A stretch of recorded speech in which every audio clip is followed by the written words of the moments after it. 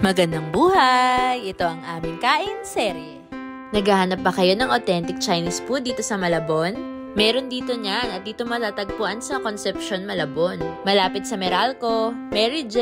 at Boba Vibes. At ito nga pala ang Buddha's Belly. Hindi gaano kalakihan ang kanilang store pero marami pa rin naman itong ma-accommodate. At ayan na nga ang menu, pilian time! Ayan ang kanilang ceiling at Chinese-inspired nga ito. Una nga dumating itong wonton mami sa aming order. Mainit-init pa, sakto sa maulang panahon. Umorder din kami nitong spring roll rice at pork and shrimp siomai. Ito nga pala yung kay Mahal, soy garlic chicken. At syempre, kainan time! Inuna ko yung wonton dahil masarap talaga yung mainit na sabaw.